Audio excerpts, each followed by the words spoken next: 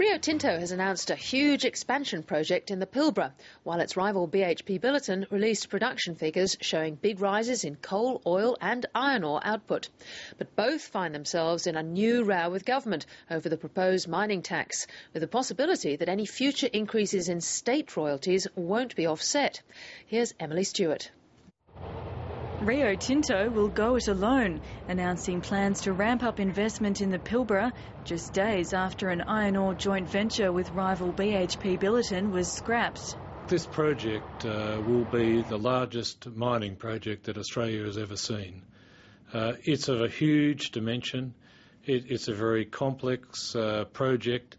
The $3.1 billion investment comes at an uncertain time, with the federal government wanting to alter key aspects of the mining resources rent tax and BHP threatening to walk away from the deal. Mining companies don't appear to have comfort yet from the government that any state increase would be offset from the federal level, so it might be a reminder that, you know, we're good corporate citizens, that we're still spending money here, so just remember that there's more at stake than just who's going to get a royalty and who isn't. Rio Tinto says the investment will go ahead on the proviso that the tax remains the same. We've been promised by the government that they will use this as the basis for the implementation of the new tax, and that's what we're relying on. I think that's a reasonable thing for us to rely on. If you can't trust government, who can you trust? The project will upgrade port and rail works around Cape Lambert in Western Australia and is expected to boost capacity by 28% to more than 280 million tonnes by 2013.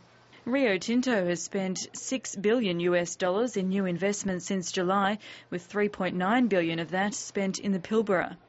And the company is hoping to grow further, with plans to increase production capacity in the region to more than 330 million tonnes by 2015. Analysts aren't surprised at the timing of Rio's announcement. It comes just 2 days after a $120 billion joint venture with BHP fell through because of regulatory concerns. I think it probably would have been holding off while there was still some chance that the deal might go ahead, in which case the mix and the amount of expenditure would have been different. But Rio says the two issues are independent. Clearly, we work on our own strategic options. Clearly, this was being worked on behind the scenes. And this actually is the best way that Rio Tinto can deliver value now that the joint venture is behind us. Production is also ramping up at the BHP camp. In a statement, the company says it's had a strong start to the financial year, with most operations at capacity and high production levels across 11 of its key commodities.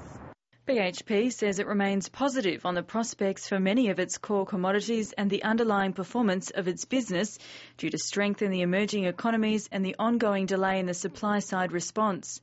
BHP will soon know whether its hostile takeover of fertiliser producer Potash Corporation will go ahead. Reports from Canada suggest the provincial government is worried about the loss of jobs and tax revenue, but BHP says it's been working to address these concerns.